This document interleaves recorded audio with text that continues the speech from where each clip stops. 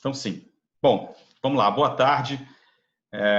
O propósito desse nosso bate-papo aqui hoje é a gente voltar em alguns pontos específicos do projeto de criação da CBS. É um tema que a gente vem estudando, eu e Melina, desde que o projeto foi publicado.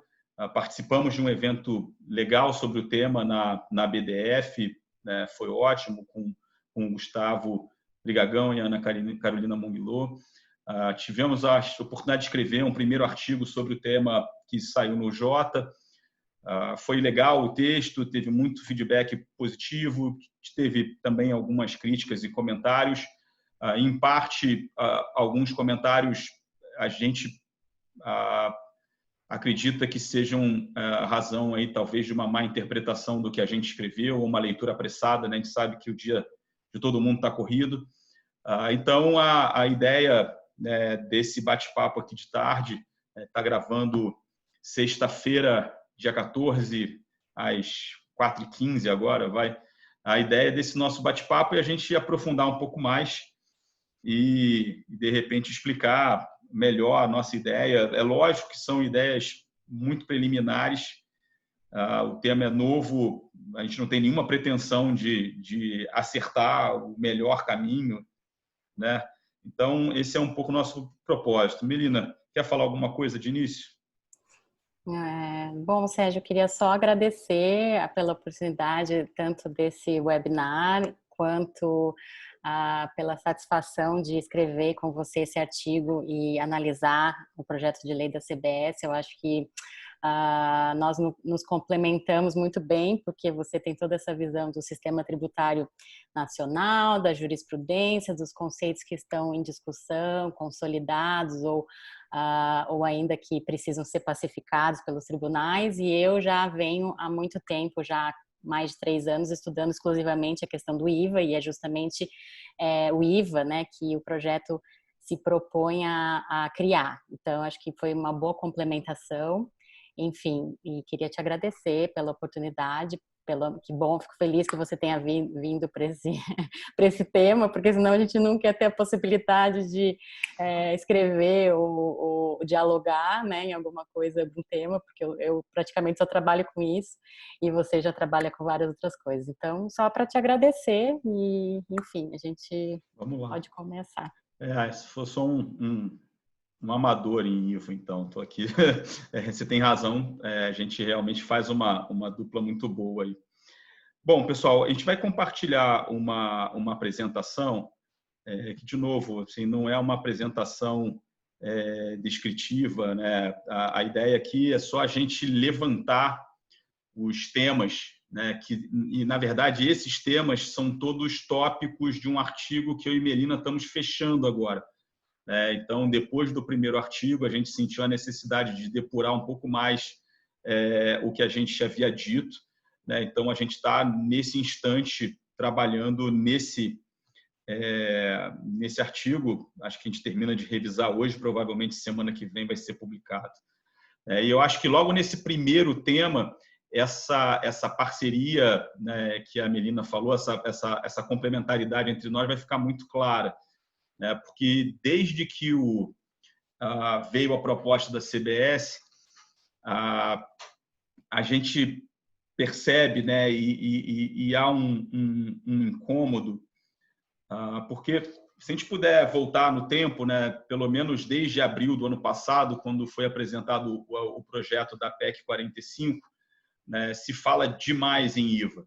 Né? Melina tem tido um papel muito importante nisso, né, trazendo experiência internacional, explicando, né, como que os diferentes modelos de IVA funcionam, e depois ela vai poder falar mais e trazer toda essa experiência para nós. Ou seja, não há um modelo de IVA, há alguns modelos de IVA, e dependendo daquele onde você busca influência, né, os reflexos na legislação brasileira podem ser diferentes. Mas o fato é que a gente veio nessa discussão de reforma tributária com foco em ter um IVA, né? Na PEC 45, um IVA único, né? Na PEC 110 já não seria um IVA único, mas, ou seja, se discute muito a criação de um IVA. E aí, nisso vem a CBS, que parece ser algo no meio do caminho, né? De uma certa maneira, eu vejo a CBS como uma coisa meio passo atrás no debate de reforma tributária, porque, ou seja, a CBS ela é uma contribuição social lastreada no artigo 195 da Constituição.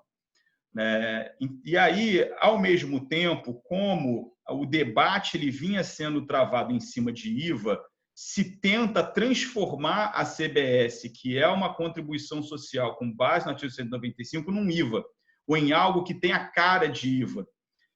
Então, você põe uma camiseta numa contribuição social, escrito IVA, e pretende que uma contribuição social baseada no 195, inciso 1º, letra B, passe a se comportar como IVA. E isso é que eu acho que, de cara, é um pouco decepcionante, porque, vejam, se a premissa é que nós tenhamos um IVA federal, verdadeiro IVA, que pode, não, ou seja, não é uma contribuição social com camiseta de IVA, não um IVA federal, nos parece que o ponto de partida seria a criação desse IVA federal na Constituição. E aí, a partir de uma mudança na Constituição, com a atribuição de competência à União Federal para a instituição de um tributo nos moldes de um IVA, e aí, como Melina vai explicar melhor, a depender de qual modelo influenciaria essa criação, aí sim a gente conseguiria mover adiante e ter um tributo federal com cara, gosto, cheiro de IVA. A CBS, ela, a meu ver, ela enfrenta já de cara essa dificuldade de querer se vender como um IVA, sendo, na verdade, uma boa e velha contribuição social, como a gente teve PIS, COFINS, cumulativo, não cumulativo, fim social. É dessa matriz que vem a CBS. A CBS ela não vem nem da matriz dos nossos IVAs velhos, ela vem da matriz das contribuições de financiamento da Seguridade Social. Então, acho que um primeiro ponto, e eu vou já me conter por aqui, porque eu tenho certeza que Melina pode contribuir muito mais do que eu nesse debate, nessa análise. A CBS ela é um reflexo pobre do que pode ser um IVA, e no fundo, essa tentativa, de fazer uma contribuição social, ter cara de um IVA, que eu não sei qual é a motivação, eu não sei se a motivação é uma pretensa efemeridade da CBS, que seria superada pelo IBS no momento futuro, ou se é só uma influência mesmo da equipe econômica que está trabalhando no projeto, essa coisa, não precisamos ter IVA é moderno e tal, então vamos dar cara de IVA para a CBS. Ou seja, qual é a motivação? Eu não sei bem. Mas, no fundo, essa tentativa de chamar a contribuição social de IVA, e isso está radicado no artigo 1º do projeto de lei, quando diz que a CBS incide sobre operações no mercado interno com bens e serviços. É uma distorção, não reflete o artigo 195 e tem potencial de gerar controvérsia. Melina, eu paro por aqui e queria muito ouvir você sobre esse ponto. Como que você vê essa questão, considerando os modelos de IVA? Bom, Sérgio, eu concordo com você. Quando eu li o projeto de lei, eu li o artigo 1º e justamente estava lá, como você falou, a CBS incide sobre operações com bens e serviços. E, de cara, eu já fiquei surpresa, porque eu olhei, nossa, antes de ler o artigo 2º, eu falei, nossa, como que a CBS pode incidir sobre operações com bens e serviços, sendo que a competência constitucional do 95 é receita ou faturamento. Então, assim, claro que eu vi ali, como você falou, uma materialidade, um fato gerador, digamos, de um IVA nos modelos internacionais, Então, a maioria dos IVAs, a grande maioria, justamente o desenho é feito com que a materialidade seja sobre operações com bens e serviços. É justamente um imposto sobre transações, quase unânime na literatura. Claro que a gente tem outros modelos que foram implementados por um número muito pequeno de de experiências, né, no Japão, em alguns estados dos Estados Unidos. Nós tivemos essa experiência que eu já falo em seguida, mas 99,9% dos IVAs internacionais são IVAs, tal como o artigo 1º, incidente sobre operações com bens e serviços. Então, quando eu olhei o artigo 1º, eu olhei, nossa... E aí, seguindo na leitura, então a gente tem o artigo 2º, que justamente tenta realocar essa competência constitucional de incidir sobre o faturamento.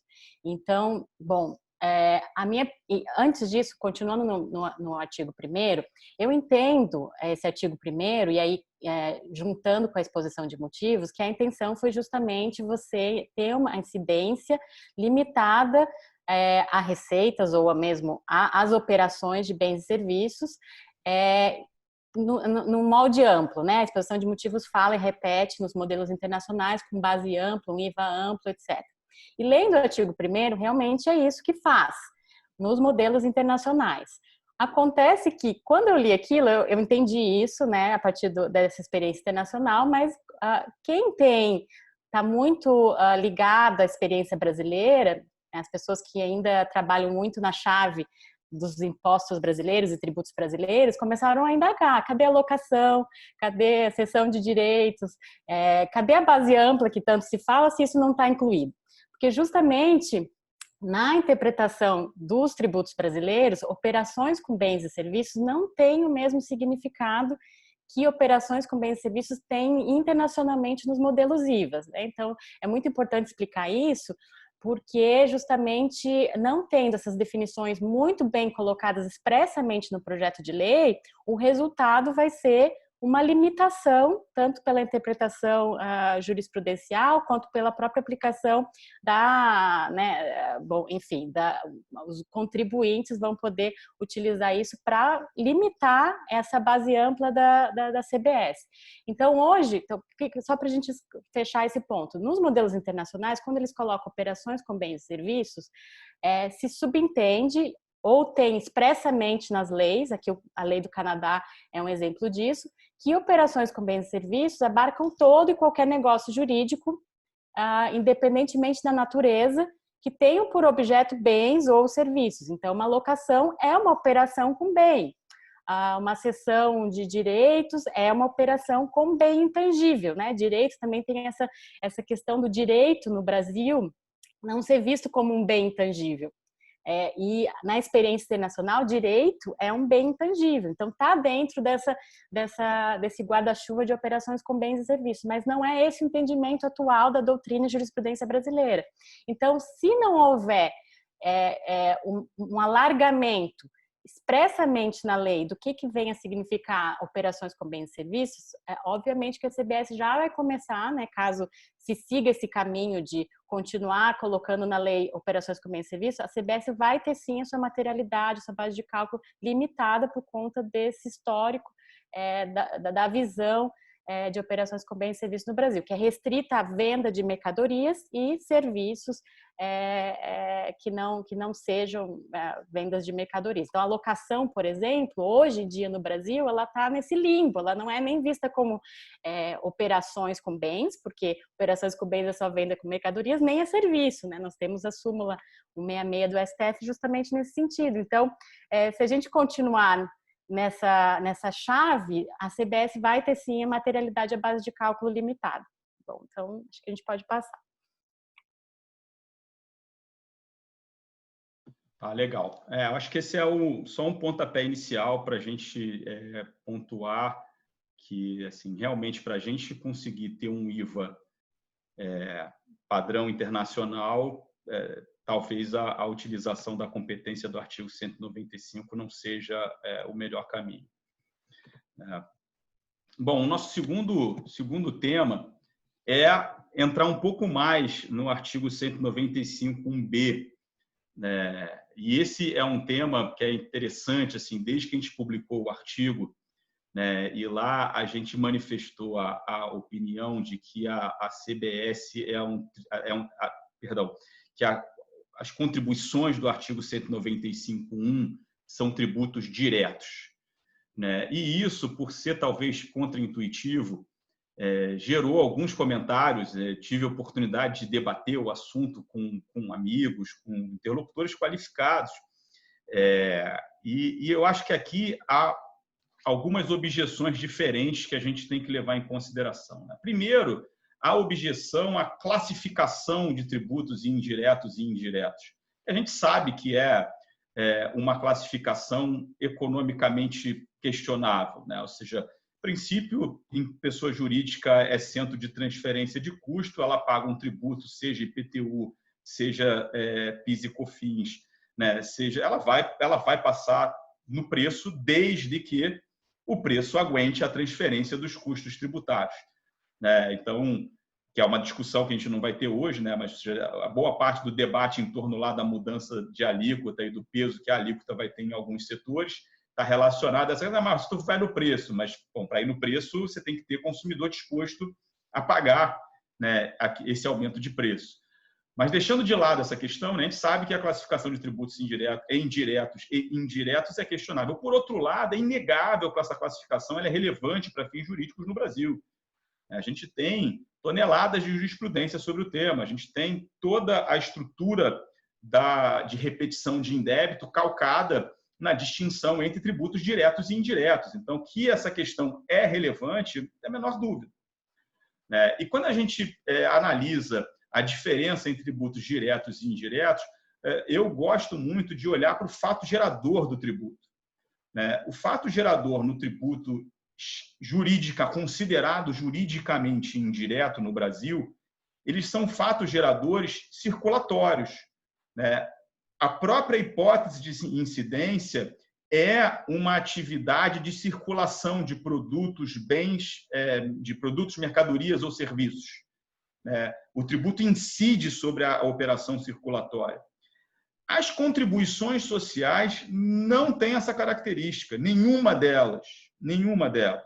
Então, seja a contribuição social sobre o lucro, seja o PIS, seja a COFINS, não são tributos cujo fato gerador é circulatório. O fato gerador desses tributos é uma manifestação de riqueza da pessoa jurídica. O 195 ele não podia ser mais claro no caput, ele está tratando ali, no inciso 1º, da contribuição da pessoa jurídica para o financiamento da Seguridade Social. Então, aquilo, se depois vai no preço ou não vai no preço, isso não tem nada de tributário mais, isso é uma questão econômica. Mas, juridicamente, esse tributo é um tributo da pessoa jurídica. Tanto que, quando a gente olha a sistemática não cumulativa como está hoje, a pessoa jurídica paga PIS e COFINS, mesmo que ela não tenha operação nenhuma. Porque basta ela ter receita financeira para ela pagar PIS e COFINS. Eu já tive situação de cliente em recuperação judicial, em estado pré-falimentar, e que pagava PIS e COFINS sobre receita financeira, porque tinha receita financeira. Então, assim, a PIS e COFINS não são tributos circulatórios. Eles podem ser tributos cujo custo vai ser embutido no preço, mas isso não é jurídico, isso é econômico. Juridicamente, PIS e COFINS não são tributos circulatórios e, portanto, juridicamente, a CBS também não é um tributo circulatório. E por isso que causa tanto estranhamento o artigo 1º do projeto de lei, quando diz que a CBS incide sobre operações no mercado interno com bens e serviços, porque isso não é a incidência dela. A CBS, se ela está fundamentada na competência do artigo 195.1b, ela não pode incidir, ela não pode ter como fato gerador, como pressuposto de incidência, a realização de operações de circulação de bens e serviços. Então, eu acho que tem um segundo ponto aqui que está muito conectado ao primeiro, ou seja, se a gente quer ter um IVA efetivamente avançado, ou como se gosta muito de dizer por aí, um IVA moderno, IVA moderno requer uma reestruturação sistêmica. Eu não tenho como criar IVA moderno em cima da competência do 195.1b, que não foi pensado para isso. Então, eu acho que tem um segundo ponto que é muito conectado ao primeiro, que é o seguinte, e eu acho que, Melina, parte do que a gente tem tentado fazer é isso, Você consegue, olhando para o que é um IVA padrão, tentar desenhar uma contribuição social o mais próximo o possível. Mas você tem que respeitar as limitações do artigo 195.1b. O artigo 195.1b dá competência para instituir contribuição social sobre receita e sobre faturamento. Qual é o fato gerador dessa contribuição? Oferir receita ou faturar. Quando você se afasta dessas materialidades que estão previstas na Constituição, a gente começa a ter essas dificuldades. Então, eu acho que esse é um segundo ponto importante, respeitar as limitações do 195.1b. Como é que você vê isso? Assim, e com essa materialidade estreita, a gente consegue aproximar e fazer algo que tenha pelo menos tem uma semelhança com o IVA? Bom, Sérgio, antes de responder a tua pergunta, só sobre a questão da repercussão econômica do tributo. Como você bem falou, todos os tributos, inclusive os diretos, renda, receita, qualquer tributo, obviamente, economicamente, pode ser repassado, incluído no custo do preço do produto, na prestação de serviço. Então, uma coisa é justamente a repercussão econômica, que pode ocorrer com qualquer tributo. E com relação a essa questão da diferenciação entre tributos diretos e indiretos, do ponto de vista jurídico, como que eu vejo isso, Então, por exemplo, o IVA sendo imposto indireto. Como que o IVA juridicamente se estrutura? O IVA então, tem fato gerador a operação. E aí, por que ele é indireto? Porque a pessoa que pratica o fato gerador, quem realiza a operação, é o fornecedor, ao fornecer uma mercadoria, por exemplo, ao adquirente. Então, a pessoa que realiza o fato gerador, o fornecedor, é diferente da pessoa que paga o tributo.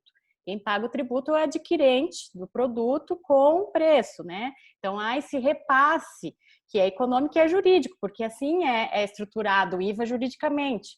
Então, o adquirente, portanto, paga o preço, paga o tributo, e o fornecedor vai pegar esse valor que recolheu do adquirente, a título de tributo, e vai repassar aos cofres públicos. Então, é indireto justamente por conta disso, porque a pessoa que pratica o fato gerador e tem a responsabilidade de recolher aos cofres públicos é diferente da pessoa que efetivamente paga, desembolsa o tributo, que é normalmente o adquirente. E assim vai indo na cadeia até o consumidor final, que é quem por último vai sofrer o ônus econômico. Então, vejam que na perspectiva jurídica, não estou falando de perspectiva econômica, é assim que se estruturam os tributos, Quem pratica o fato gerador da operação é diferente da pessoa que paga. E isso, como você falou, é bem diferente no caso de tributação da renda e da receita, porque quem pratica o fato gerador, quem ofere receita, é a mesma pessoa que é obrigada a recolher e, apesar de poder passar o ônus econômico, juridicamente não está repassando ônus nenhum para nenhum terceiro, Sobre ela que pratica o fato gerador, ela que recolhe, ela que desembolsa o valor. Então, não há essa repercussão jurídica, de um terceiro tendo que arcar com o pagamento. É assim que eu vejo essa diferenciação do aspecto jurídico, não estou falando de aspecto econômico, não. E por isso que a CBS, por não ser um tributo sobre operações, mas sobre receita, e quem pratica o fato gerador é a pessoa jurídica, não é também, eu concordo com você, não é um tributo indireto, é um tributo direto. E eu acho que até Everardo Maciel, que também sempre tem falado isso, eu vejo há muito tempo que ele fala, não, PIS/COFINS não é um tributo indireto, é direto. Então, acho que a gente pode se aliar a ele. E com relação à sua pergunta, então, ok, então a CBS não pode ser um tributo sobre operações, não tem competência no 95, mas pode a CBS ainda assim ser um IVA, um tributo sobre o valor agregado? Como a gente colocou no artigo, eu acredito que sim. Por quê? Porque apesar da maioria dos IVAs, como eu falei, serem estruturados sobre operações, a gente tem um outro modelo de IVA, que é um IVA que é justamente o modelo que foi adotado no PIS/COFINS não cumulativo, em que o valor agregado, ele é um método, é considerado um método, Ele é calculado com base no método subtrativo, que é base contra base. Então, você pega as receitas, o faturamento da pessoa jurídica e deduz as despesas, né, ligadas à atividade empresarial, por exemplo. Então, isso é também um método de calcular o valor agregado. E aí eu acredito que a CBS pode se aproximar ao IVA se adotar esse modelo, tal, de novo, repito, como a PIS e COFINS não cumulativo no modelo atual. Então, há sim esse outro método de calcular valor agregado que é possível ser aplicado num tributo sobre receita e, portanto, a CBS pode, se utilizar esse método, ainda assim ser uma contribuição sobre o valor agregado, né? Se nós considerarmos essa perspectiva de valor agregado como um método de cálculo da base de cálculo, da base de cálculo da contribuição. Então, é isso. Acho que até para complementar, né, e para ficar mais claro, eu acho essa questão, né? Se PIS e COFINS, e a gente está falando de PIS e COFINS, né, porque não existe CBS ainda, mas, por exemplo, se PIS e COFINS fossem tributos indiretos, a repetição do PIS e COFINS estaria sujeita ao artigo 166. E estando sujeita ao artigo 166, todo mundo que está na expectativa aí do julgamento do ICMS na base de cálculo do PIS e da COFINS podia parar de festejar, porque teria que passar, né, quem teria direito de recuperar isso seria o consumidor final. Como eu até já vi, né, aqui e ali, alguns consumidores finais em determinados setores se animando, né? Vem cá, cadê meu PIS e COFINS? Não faz sentido nenhum. O consumidor final não tem direito ao crédito do ICMS no PIS e na COFINS, porque não é um tributo indireto, é um tributo direto.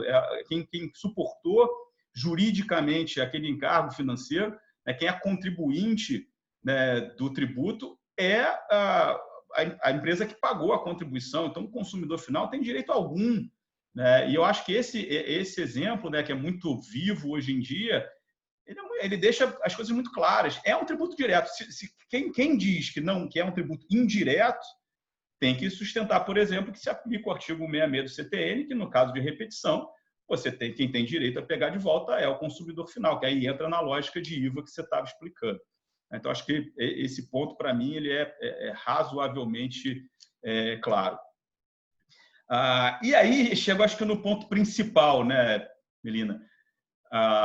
Porque, no fundo, e aí eu acho que vem um pouco dessa ciclotimia, né, dessa bipolaridade do PL, porque, de novo, sabe-se lá por qual razão se quis, né, manter o DNA de IVA, e não IVA sobre receita, de IVA raiz, né, de IVA operações, e aí vem esse artigo 1º, mas aí logo depois vem o artigo 2º e meio que descortina toda a questão, deixando claro que isso é uma contribuição sobre receita.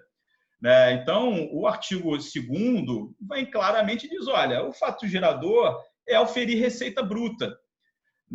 O que gera, o que deixa esse parágrafo, esse artigo 1º boiando, tem um parênteses aqui, né? A gente ainda não chegou a escrever sobre CBS importação, mas isso tudo que a gente está dizendo aqui ainda gera esse conflito, né? A gente vai explorar isso melhor na sequência, porque a tributação na importação pelas contribuições sociais e a tributação nas operações internas tem fundamento constitucional diferente, são materialidades diferentes. Não dá para ser o mesmo tributo.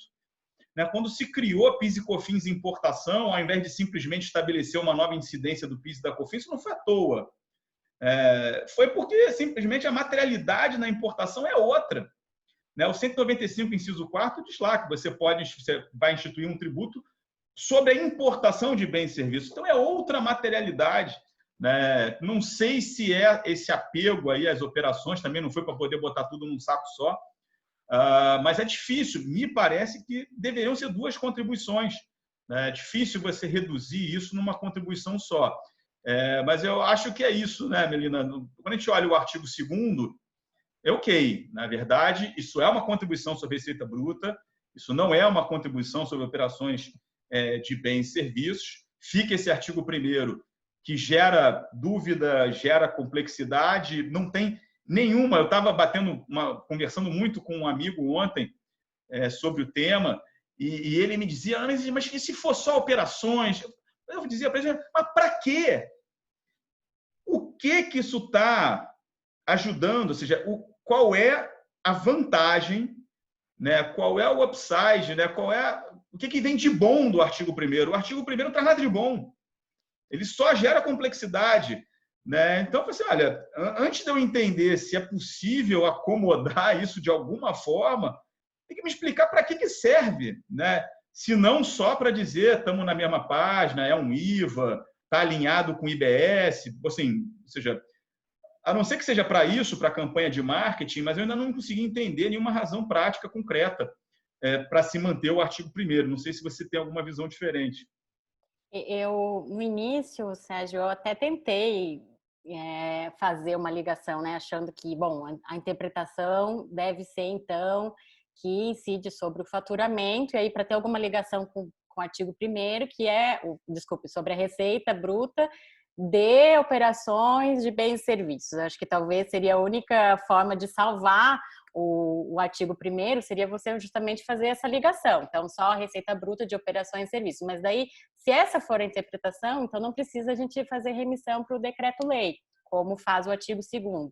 Então, ou a remissão é inútil, ou o artigo 1º não é inútil.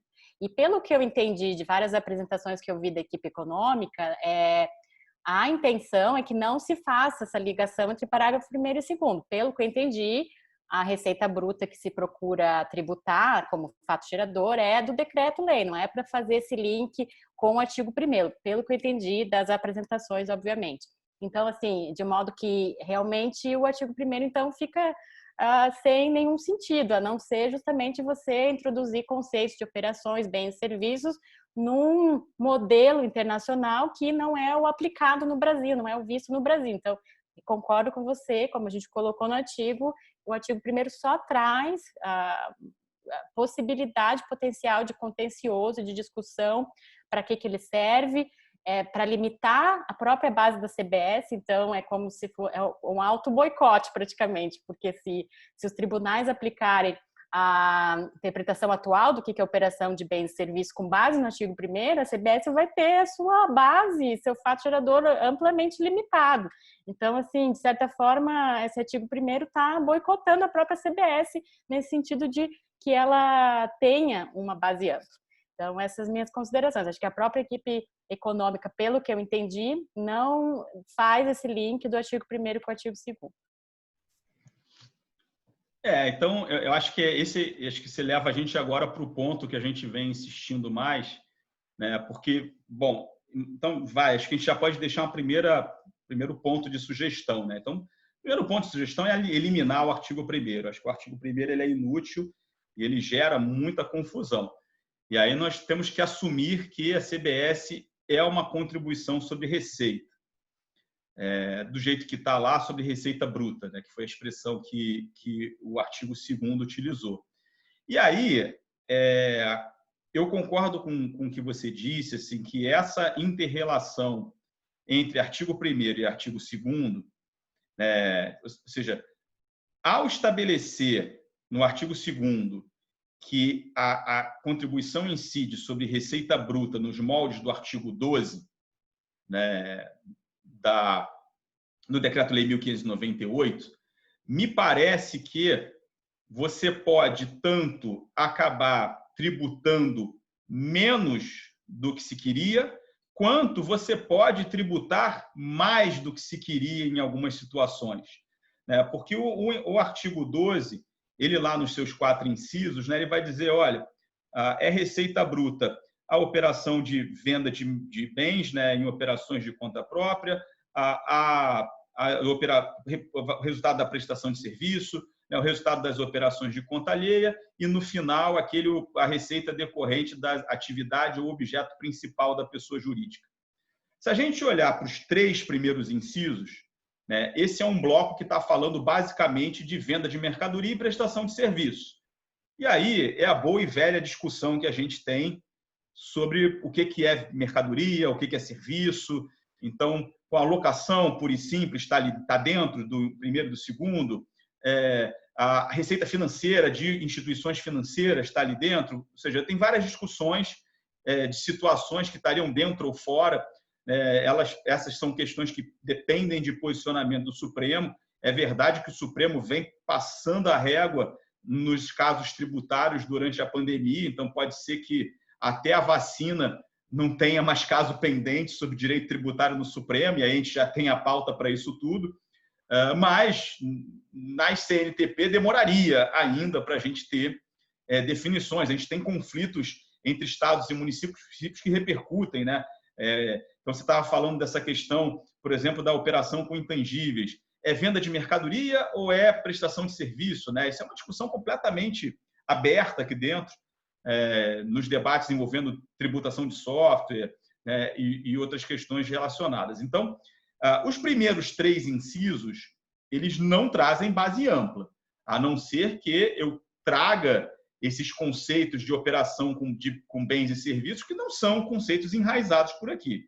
Mas se a gente não importar um conceito de operação com bens e serviços, de 1 a 3 não resolve. Aí a gente fica preso no 4, que tem essa redação confusa de atividade ou objeto principal da pessoa jurídica. Não é claro o que seja isso, não é claro o que o adjetivo principal qualifica. Se eu tenho uma receita operacional residual, está dentro ou está fora ali do inciso 4º. Então, se o inciso 4º é suficiente para eu alcançar tudo o que se pretenderia numa perspectiva de incidência ampla, a gente não tem certeza. E, inevitavelmente, os contribuintes vão desafiar, ou seja, vai ter contencioso em cima do inciso 4º. Agora, além disso, ele também pode, o inciso 4º, ele também abre a porta para se tributar mais do que se queria. Essa semana teve uma reportagem com vários especialistas relevantes comentando a questão da equivalência patrimonial, do JCP e tudo mais. Aí se diz, não, mas isso não é nosso interesse de tributar. Mas eu tenho a solução de consulta da COSIT dizendo que o JCP, quando é recebido por holding, aquele JCP é receita tributável por PIS e COFINS cumulativo, que é a mesma base da CBS. Ou seja, com fundamento no mesmo inciso 4º, eu tenho hoje uma manifestação formal vinculante para os auditores da Receita Federal dizendo que receita de JCP é a receita decorrente da atividade ou objeto principal da pessoa jurídica no caso de holding. Aí a equipe econômica diz, mas na nossa intenção. Mas a gente não interpreta com base em intenção. A gente não interpreta com base em site. Autos de infração sobre CBS, se um dia a CBS vier a existir, vão aparecer daqui a 5, 6 anos. E depois vão ser julgados daqui a mais 5, 6 anos. Ou seja, isso é um horizonte de 10 anos na frente. Daqui a 10 anos ninguém queria saber quem é que pensou nesse assunto, o que se disse quando surgiu o projeto de lei. O que interessa é o texto. E aí, se está clara a intenção é que nós tenhamos uma contribuição sobre receita de atividades empresariais em sentido amplo, a gente tem que colocar isso no projeto de lei. Não tem por que usar esse conceito de receita bruta do artigo 12 como referência. Ele não adianta, ele não ajuda. Ou seja, é a questão só de botar no papel. Não é difícil. A gente está tentando, Melina? Estamos chegando aí à nossa sugestão. No próximo texto já vai vir uma sugestão inicial. Mas, ou seja, o projeto de lei tem que trazer o seu conceito de receita. E se vai chamar de bruta, se vai chamar de quadrada. Assim, eu não sou um sujeito muito preocupado em rótulos. A gente tem que atentar. A competência constitucional é receita ou faturamento. Tem que ser uma coisa ou outra. Se você quiser dar um qualificativo, eu não sei nem se eu daria, honestamente. Fico na dúvida, isso é uma questão que a gente está conversando. Ou seja, a Constituição fala em receita, de repente usaria exatamente lá o que diz a Constituição. Mas o importante é, talvez, menos o nome que vai se dar e mais o conteúdo, como que você vai definir o alcance disso. Então, Melina, comenta um pouco essa discussão. Eu sei que a gente, nos últimos, pelo menos ontem, a gente trocou bastante mensagem aí tentando chegar a um conceito dessa materialidade tributável. Vamos até falar um pouco mais sobre isso no fim. Mas como é que você vê essa questão do artigo 12 e essa confusão toda aí que a gente está se metendo? Bom, eu só tenho a concordar com você, e só o que eu tenho a mais para falar seria que se pretende ter uma base ampla, jamais pode vincular as receitas à atividade ou objeto principal, e aí interpretar, né, dar margem de interpretação de que há só atividades ligadas ao objeto pessoal, ao objeto social da empresa. Então, eu acredito que essa vinculação à principal, ao objeto social, isso não condiz com uma base ampla. Então, eu acredito que tenha muita margem aí para restrição da base, o que, de novo, não é a intenção do governo. Então, eu acredito e concordo, a gente colocou no texto, que o ideal seria justamente criar uma materialidade, uma base de cálculo expressa, sem fazer remissão a esse instrumento jurídico que já é controvertido. Então, concordo com você e só teria a acrescentar justamente para não fazer remissão a nada principal, a objeto social, porque o objetivo é tributar todo e qualquer resultado de atividade econômica, atividade empresarial, independentemente se for atividade principal ou não. Porque é isso, né, Melina? Eu acho que o objetivo está claro, né? E a gente em nenhum momento está questionando o objetivo. O objetivo é tributar todo e qualquer resultado do exercício da atividade empresarial e deixar de fora receitas decorrentes de atividades financeiras, de não financeiras, deixar de fora ganhos de capital. Ou seja, que o objetivo é esse, eu acho que está razoavelmente claro. Eu acho que o que está faltando, talvez, eu não sei, ingenuidade talvez seja uma palavra ruim, mas eu acho que o que a gente... talvez não seja nem ingenuidade, mas talvez um excesso de confiança, né? Um excesso de... Porque, no fundo, a gente sabe como se dá, né, o dia a dia, né? Quem vai aplicar esse negócio é o fiscal lá na ponta, né? Numa auditoria concreta na vida real de uma empresa, né? Então, ou seja, não adianta depois a gente pensar, mas não era isso que a gente queria, né? O que você queria deixa de ter relevância a partir do momento que a lei é publicada no Diário Oficial. A partir do momento que você tem lei publicada no Diário Oficial, o que vale é o que está escrito lá e como os diversos operadores, os diversos, né, atores desse processo vão se posicionar, né? Então, não dá para ter uma crença exacerbada no que se queria, no que se discutiu, na exposição de motivos. A exposição de motivos nem é tão clara assim, é bem superficial em relação a esse tema, né? Então, acho que realmente dá para melhorar. Sérgio, só antes de passar para o próximo tópico, e isso que você acabou de dizer, justamente a nossa intenção. Nossa intenção não é criticar pura e simplesmente, falar tá tudo errado. É justamente abrir os olhos e falar, olha, gente, se for desse jeito, a intenção inicial que vocês tiveram não vai se concretizar. Então, é justamente apontar essas questões para falar, olha, precisa ser modificada, alguma coisa precisa ser modificada nesse projeto de lei para que justamente na concretização da lei, na aplicação, na interpretação da lei, que a interpretação seja dada exatamente como foi a intenção de vocês. Então, esse é o nosso intuito com o artigo, não é pura e simplesmente criticar e falar que está tudo errado, é chamar a atenção para que justamente a intenção do governo se concretize da melhor forma possível, né? Então, eu queria ressaltar muito isso, porque eu acredito que teve uma repercussão um pouco errada nesse sentido, né? Que a gente estaria criticando, falando que é inconstitucional e bom... Não, é muito engraçado o que você está falando, porque ontem, né, me vi assim, você acha mesmo que é inconstitucional? Mas eu nunca disse que era completamente inconstitucional.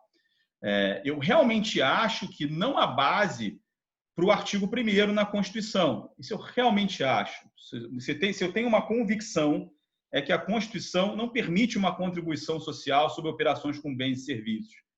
Por outro lado, como eu não sou um tributarista formalista, eu passaria por cima disso e olharia só para o artigo 2º. Então, para mim, eu olharia essa lei como se o artigo 1º nunca existisse ou nunca tivesse existido e conseguiria olhar só para o 2º.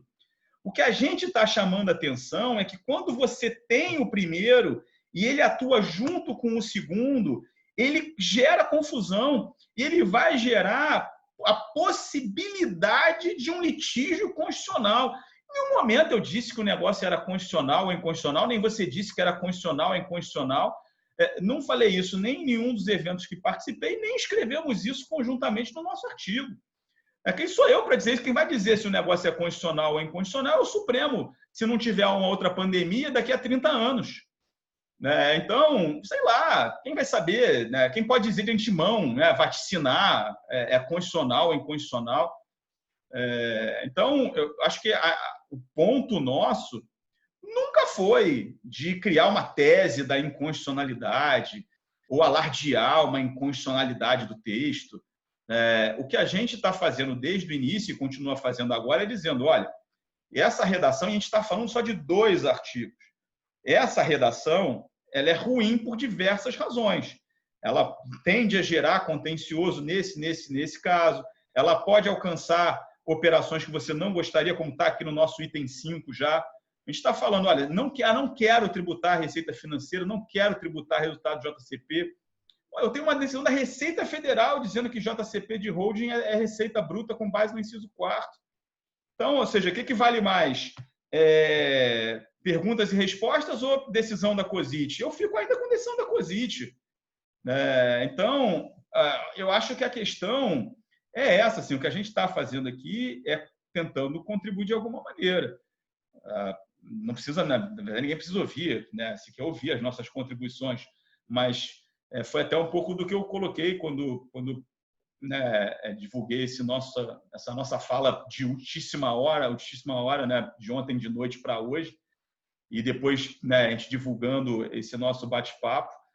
No fundo, o que a gente está fazendo aqui é na pretensão de termos um tributo que, uma vez editado, uma vez instituído, gere o mínimo de contencioso possível.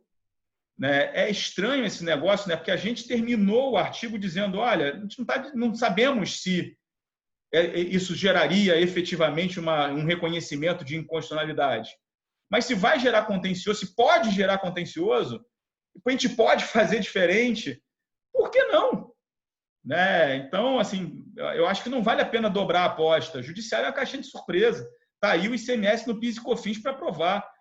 Se eu tivesse acreditado nessa tese em algum momento na minha vida, talvez hoje eu estivesse aí esperando a transição para ficar rico. Eu nunca acreditei nesse negócio, uma tese que nunca fez sentido algum para mim. E, de repente, no auge de uma crise econômica, vai lá o Supremo e dá esse negócio. Ninguém sabe o que vai acontecer com essas teses uma vez que elas caiam no judiciário. Então, acho que é isso. E esse ponto que está aí, que eu acho que a gente pode até passar, porque a gente já falou, não deixa de ser isso. Ou seja, é possível que, do jeito que está, tribute menos, e é possível também que, do jeito que está, tribute mais. Então, por que não fazer? Por que não fazer diferente? Eu acho que esse que é o nosso grande ponto. Opa, peraí. Deixa eu voltar a isso. Esse outro ponto é interessante, Melina, porque a gente esse eu acho que é o mais esquizofrênico do projeto. Porque o negócio vai assim, não, eu sou base ampla, aí depois vai, sou conceito amplo de serviços. E aí, nem mesmo o PL acredita nisso. Porque se eu tenho um conceito amplo de serviços consagrado no PL, por que cargas d'água, o parágrafo 1º do artigo 61, quando trata da CBS importação de serviços, vem para dizer que se inclui no conceito de serviço as operações com bens ou direitos, ainda as operações de cessão e licenciamento de direitos, ainda que intangíveis? Não tem lógica interna, porque ou o conceito é amplo e eu não preciso de ter um dispositivo desse para ninguém, ou o conceito não é amplo e aí eu preciso definir e só está definido para um, e aí então tem que trazer aquele negócio e definir no primeiro também. Aí você discute, mas vem cá, e a locação? Não, a locação está prevista aí, porque locação é uma espécie de cessão de direito de uso. Peraí, mas eu até entendo, a locação é uma espécie... Agora, a locação é um contrato típico, seja a locação de bens móveis, seja a locação de bens imóveis.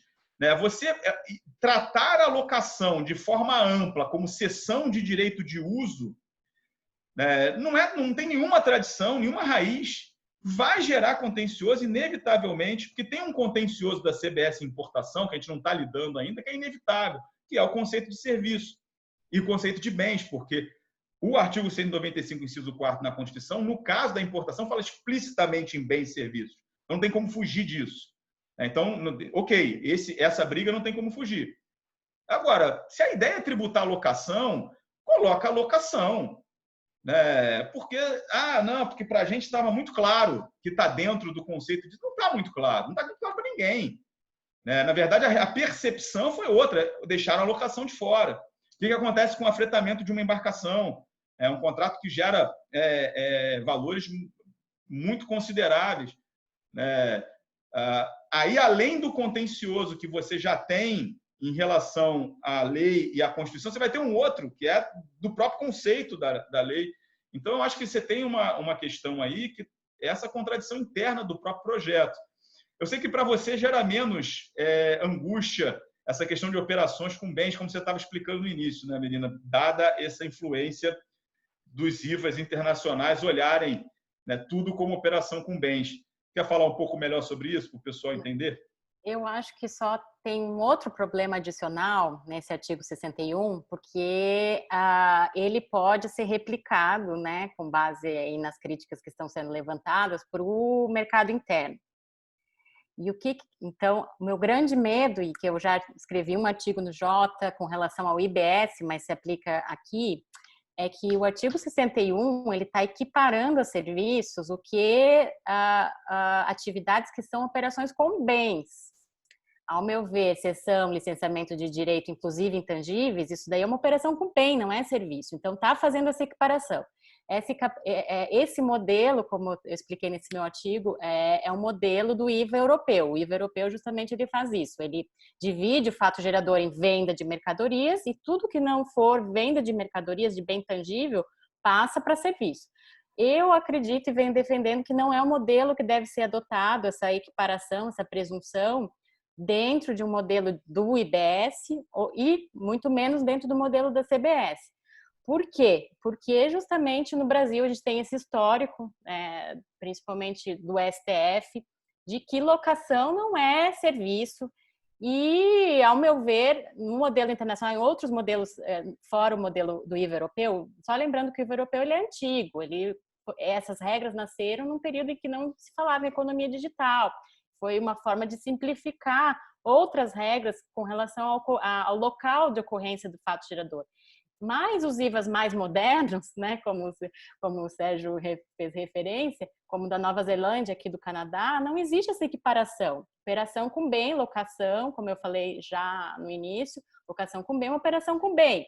Uma cessão de direito, licenciamento de direito é uma operação com bem intangível. Não há essa equiparação. Então, eu acredito que esses modelos, esses IVAs mais modernos, de segunda geração, são mais apropriados para o conceito brasileiro, para se adaptar à jurisprudência brasileira, porque nós sabemos que o STF tem uma súmula, por mais que o STF tenha alargado muito nos últimos tempos o conceito de serviço para além de prestação de fazer, né? Nós temos vários casos nos últimos anos aí que alargaram essa conceituação que era muito arraigada inicialmente, mas a gente tem ainda uma súmula que, ao meu ver, está vigente, falando que locação de bens, pura e simplesmente, não é serviço. Então, ao você fazer essa equiparação, essa presunção de operações com bens a serviços, de novo, vai abrir margem para uma discussão desnecessária e uma limitação possível pelo STF da base da CBS. Para que fazer essa equiparação,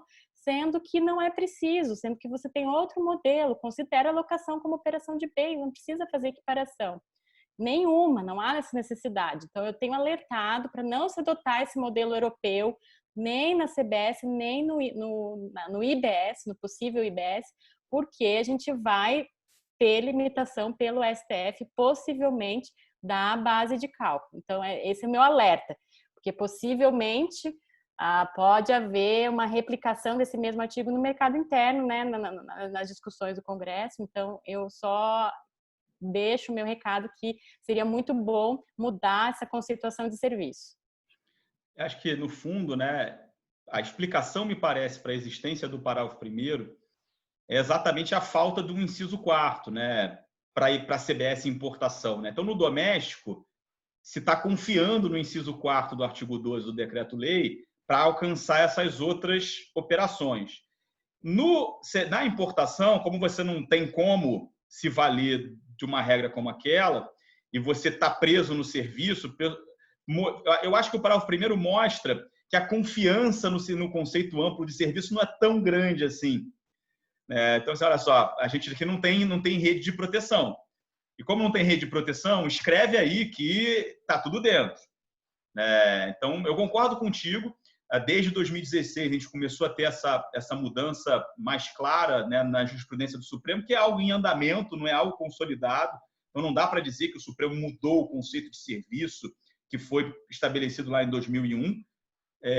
E outro ponto, como você bem colocou, não está claro, de maneira alguma, qual vai ser a posição do Supremo quando o caso for uma locação pura e simples. Então, o que a gente está tratando até agora não são casos puros de locação. O último é um caso de contratos mistos. Agora, aquela situação da locação raiz, acho que ninguém pode dizer para onde o Supremo vai, se o Supremo vai reverter a súmula 31 quando chegar o momento de olhar uma locação pura e simples. Então, isso vai gerar potencial contencioso. Agora, por outro lado, a partir do momento que você migra na CBS para dizer que isso tudo é operação com bens, isso joga mais um molho, e ainda bem que a gente não tem que falar sobre isso agora, no conflito entre ISS e ICMS, que está exatamente calcado hoje nessa definição. Mas o que é isso? De quem é a competência para tributar uma operação com um intangível, por exemplo? Isso é um bem digital ou é um serviço? Então, realmente, não tem muito jeito. A CBS Importação ela vai pousar nesse debate todo, porque aí não tem como fugir, porque é a competência que a Constituição estabeleceu. Agora, por outro lado, e é o nosso alerta, é a única razão pela qual a gente está gastando tempo escrevendo artigo, fazendo debate online, se a gente não precisa incorporar essa discussão na CBS interna.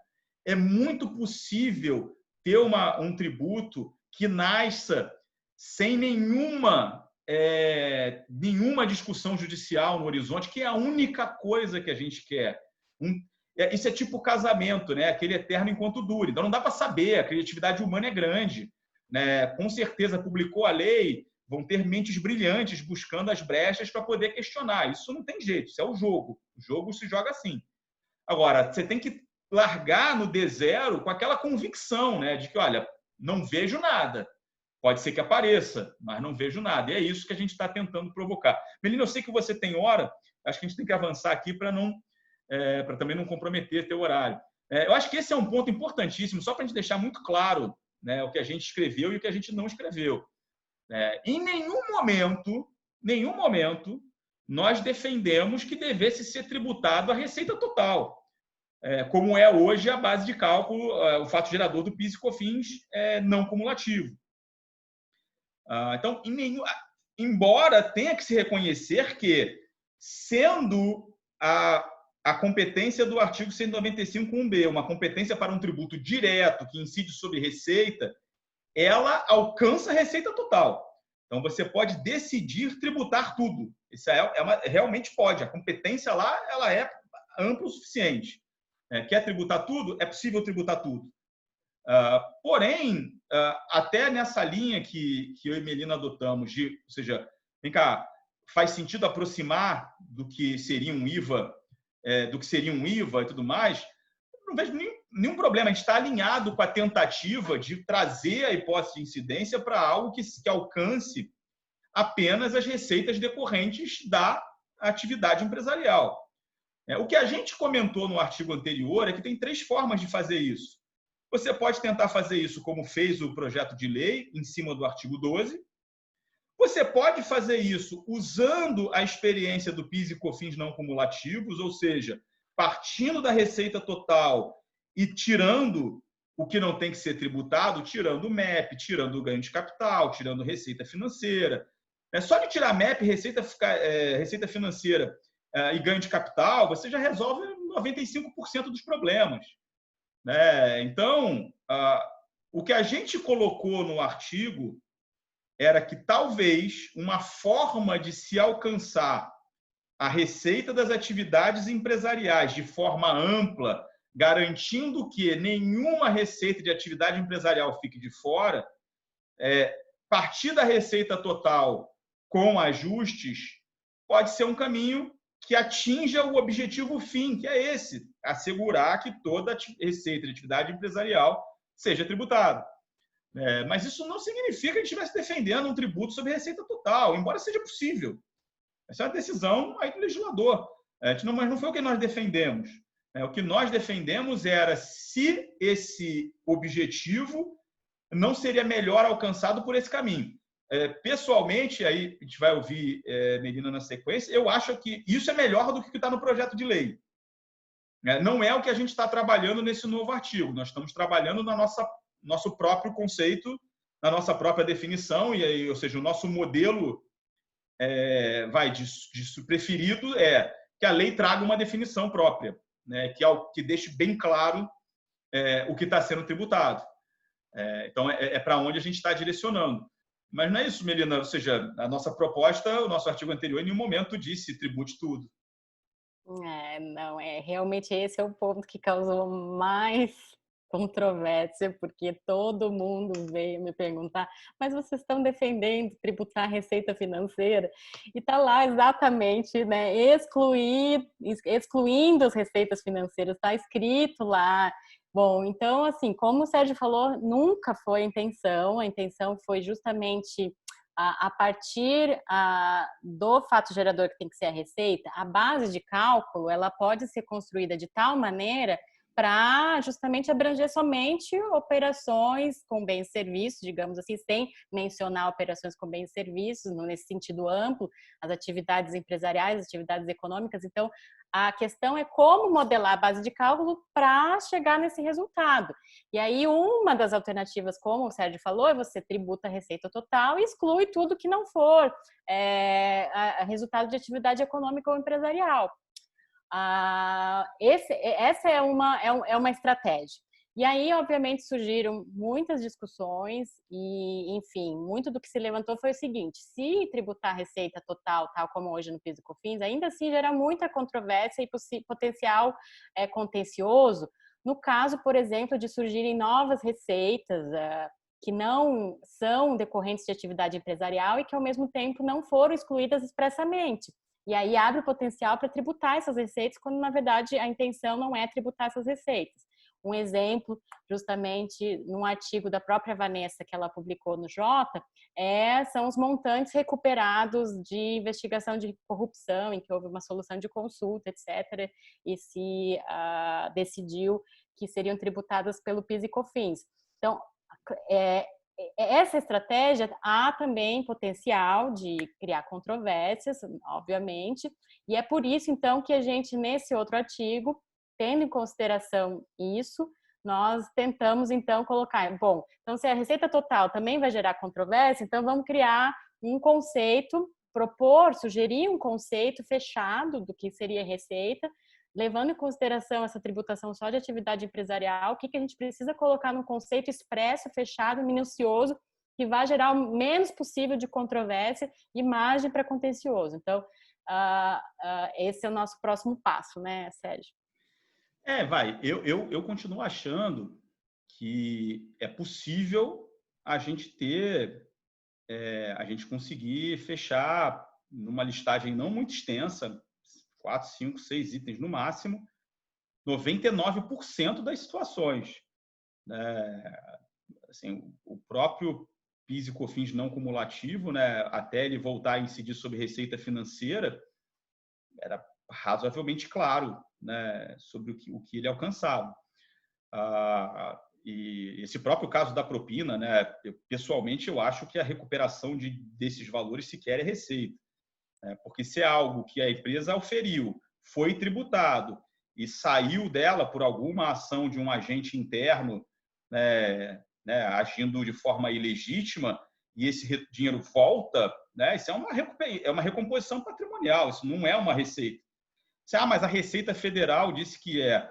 Receita Federal também disse que JCP de holding é receita bruta para o artigo 2. Isso é difícil pautar sobre o que a Receita Federal disse, né? Essa questão é essa, ainda mais nesses casos que envolvem Operação Lava Jato, que a gente sabe que a Receita Federal só falta criar um tributo punitivo nessas situações. Então, acho que esse exemplo me movimenta pouco. Eu efetivamente concordo que é possível que no todo das situações alguma coisa acabe sendo tributada que não devia, mas se for entre isso e essa redação atual, tem a menor dúvida que eu prefiro a receita total com deduções, nenhuma dúvida. Tá?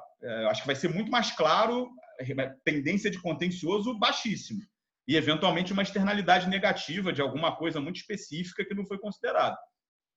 Agora, a gente está indo a nossa proposta, né, ainda inacabada, provavelmente publicada na próxima semana, né, de ter a nossa própria definição. Deixa você até comentar primeiro, Melina. Não, só ainda sobre esse ponto que nós estamos falando, até porque, pelo que eu vejo, eu estou também muito distante de toda essa discussão já há algum tempo, mas pelo que eu vejo contencioso e as discussões em torno da questão da receita total do PIS/COFINS não cumulativo, é muito mais, ao meu ver, justamente o que você falou, se o montante, a receita, realmente é uma receita. Então, todas essas discussões em termos de se a empresa incorreu a título definitivo ou não. Então, é muito mais esse tipo de discussão do que se a receita é ou não decorrente de atividade empresarial, de atividade operacional. Então, por isso que, efetivamente, uma lista assim, as discussões decorrentes é muito mais essa questão de caracterização de ser receita ou não, do que efetivamente delas serem ligadas ou não à atividade empresarial. Não, é isso. Eu acho que a gente seria capaz de produzir uma lista de exceções que deixaria a incidência razoavelmente blindada. Você tem total razão. A gente tem muito mais discussão de se é ou não receita, né? E a gente tem mais debate sobre relação entre o conceito contábil de receita e o conceito jurídico de receita, que é uma coisa que também o projeto não abordou. Isso é muito mais discutível do que qualquer outra coisa. Então, nesse aspecto, eu acho que se está trocando, né, uma materialidade razoavelmente segura, né, por algo que vai gerar controvérsia e tal. Eu acho que a gente tem todo interesse de que essas exceções sejam o mais abrangente possível. E tenho certeza que, num instante, a gente conseguiria, discutindo isso abertamente com o mercado, ver se alguma coisa significativa fica de fora, né? A partir do momento que você já tira a MEP, né? Você tira dividendo quando transita pelo resultado, você tira ganho de capital, você tira receita financeira. Só essas 4 categorias você já encaixa quase tudo aqui. Mas eu tenho um problema com perdão de dívida. Perdão de dívida dá dúvida. Perdão de dívida dá dúvida. E não necessariamente eu encaixo aqui. É receita financeira, não é receita financeira?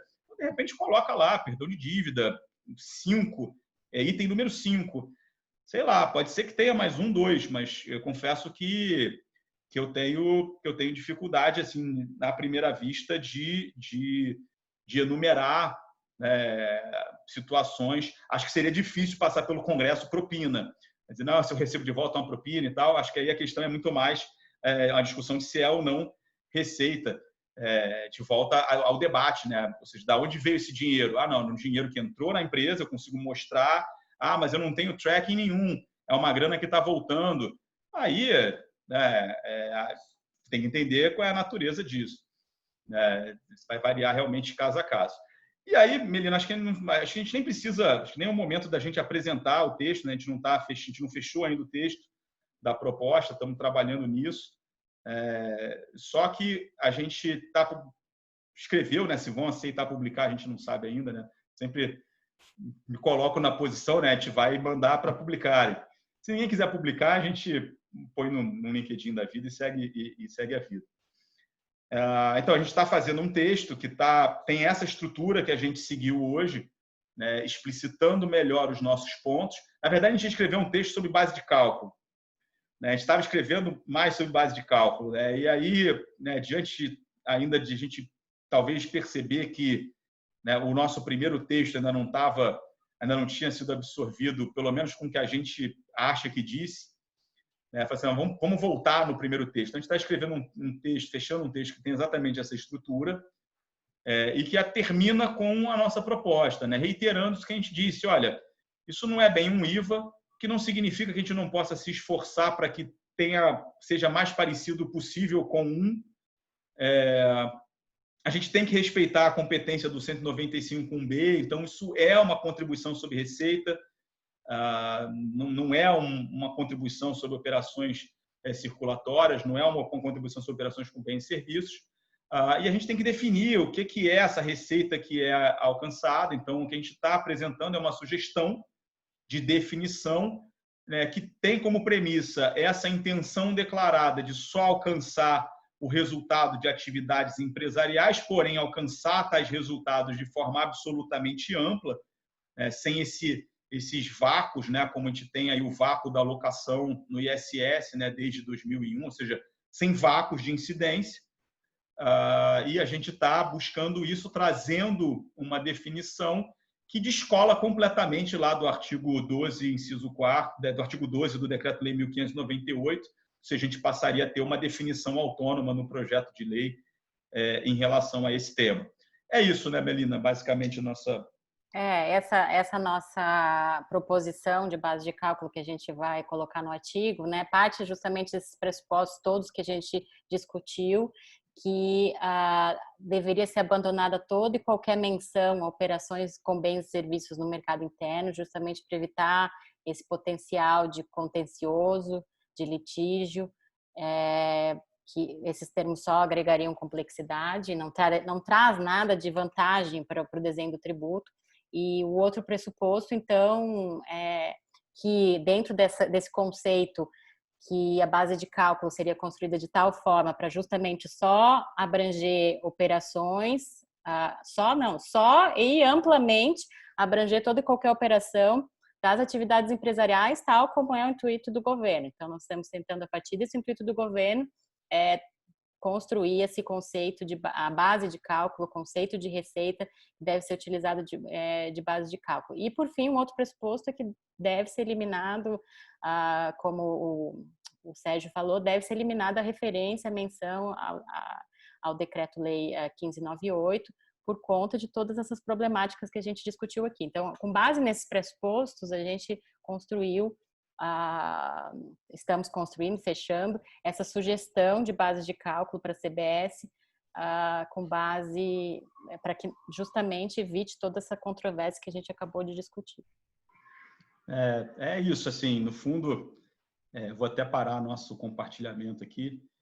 É interessante isso, né, Melina, porque a gente está aí esse tempo todo basicamente nesses dois artigos. A gente queria ter dado um passo adiante para falar mais de base de cálculo, e depois eu acho que vai ser muito interessante, né, usar toda essa tua experiência para a gente entrar na parte de não cumulatividade, né, porque, de novo, isso aí foi uma outra coisa mal compreendida, né, porque eu acho que num dos vídeos que eu gravei e postei no YouTube, né, eu falava, olha, se pretende uma incidência ampla, mas o crédito está restrito a aquisições de bens e serviços.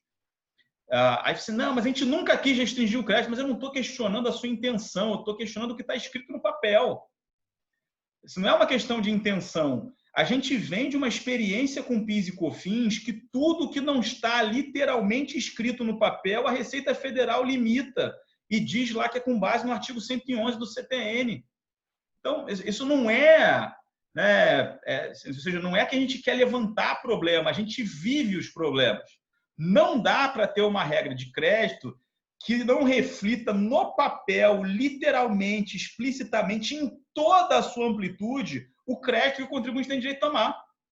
Então, assim, não dá para eu ter uma regra de crédito que fala que é o crédito na aquisição de bens e serviços, porque eu pensei que era amplo. Não, tem que estar dito lá que eu tenho direito. Se quer incidir sobre locação, tem que dizer lá que ou vai ter uma redação muito simples dizendo, olha, sempre que vier destacado CBS, você tem direito a crédito CBS, todo gasto, né, toda despesa, né, que tem a incidência de CBS vai gerar direito a crédito. A gente nem entramos nessa discussão ainda, mas, ou seja, o ponto, né, não é procurar cabelo em ovo, né, é que a gente vive num ovo cabeludo.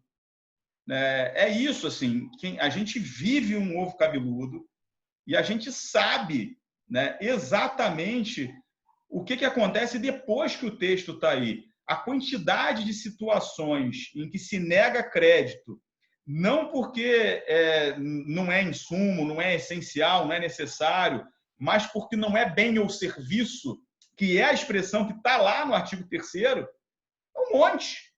Na verdade, não, isso aí você não tem direito a crédito, porque isso não é bem ou serviço, e o inciso fala em bem ou serviço. Então, não dá para eternalizar esse tipo de situação. A gente tem que ter muito cuidado na redação e volto a dizer, já na minha palavra final, volto a dizer, assim, a única razão de a gente estar perdendo aqui uma tarde de sexta-feira, que a gente certamente tinha mais o que fazer, é que a gente, inclusive, terminar o artigo, né, que está parado aqui, porque a gente está falando, é simplesmente contribuir, né? E, de novo, deixar claro que a finalidade é essa, contribuir para que a gente tenha se for para ter uma CBS, eu sou cético ainda, eu acho que isso não vai acontecer. Eu acho que a gente está discutindo isso aqui como a gente poderia estar discutindo, né, se a gente gosta mais de Branca de Neve ou Bela e a Fera. Assim. Acho que a gente está no mundo das fábulas. Eu não acho que vai acontecer. Pode ser que eu me surpreenda, né? E é bom ter surpresas na vida, mas eu continuo achando que não vai acontecer. Mas a gente só está fazendo isso aqui porque, se na eventualidade de acontecer, a gente tenha uma largada com um tributo novo sem previsão de contencioso no horizonte. Que ele venha, se tiver que vir, da inteligência dos nossos advogados, né, capacitados, né, muito bem preparados, né, muito combativos, mas que ele não venha de defeitos na redação do texto. Essa é a única razão, né, pela qual, nessa sexta-feira, dia 14 de agosto, né, razoavelmente nublado aqui no Rio de Janeiro, né, um tempo intermediário, eu esqueci de usar a minha webcam, que é melhorzinha, estou na câmera do computador, então eu também estou meio nublado aqui. Você vê a diferença, né, da imagem de Melina, ótima, clara, minha imagem aqui num fog londrino. Mas é isso, Melina. De minha parte, foi um prazer enorme a gente bater esse papo aqui. Espero que, de alguma maneira, fique mais claro o que a gente vem dizendo e que a gente consiga terminar o texto, está enorme. Vamos ver se a gente consegue reduzir ele também, para o pessoal não chiar muito quando a gente mandar. Quem nos assistiu ao vivo, obrigado, foi um prazer. E quem não vai nos assistir depois também, obrigado pelo tempo de vocês, é sempre uma satisfação. Melina, suas palavras finais.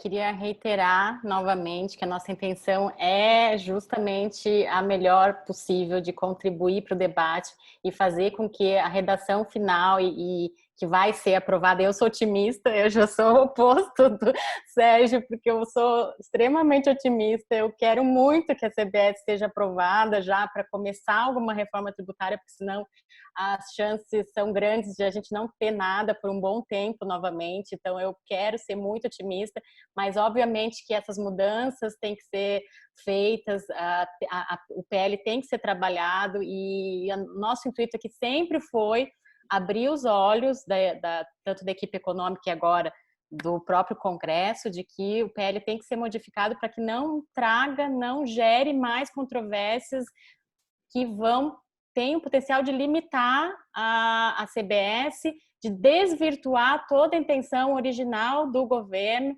Então, nós precisamos dessas mudanças e, por isso, a nossa motivação maior com o texto, com esse vídeo, com as discussões é essa. E aí quero agradecer imensamente ao Sérgio novamente, eu acho que a gente ainda tem muita coisa para discutir, muita coisa para escrever e fico muito feliz com isso. E a todos que nos assistiram, a gente teve uma plateia aí com a Tatiana Piscitelli, com a Zabeta Macarini, com a Doris, então agradeço imensamente com o Andrew, agradeço imensamente a todos que assistiram. E, bom, aí aqui tá um sol de 40 graus. Você tá assim, a sua tela é a otimista, né? A tela clara, né? Pois a minha tela é a pessimista, né? No ambiente nublado, né? Pô, mas tanto eu quanto você, a gente está com esse intuito de colaborar, de Exatamente. sugerir e de tentar melhorar na medida do possível. Então, acho que isso Maravilha. tem que ser a mensagem final. Beleza, galera. Foi ótimo. Helena, vamos terminar nosso texto. Tomara que esteja publicado semana que vem. E, de repente, depois vamos fazer mais eventos desse aí. Cada vez que a gente escrever, depois a gente explica para garantir que a gente está se fazendo entender. Isso mesmo. Beleza. Obrigada. Valeu, abraço. Tchau, tchau. Tchau.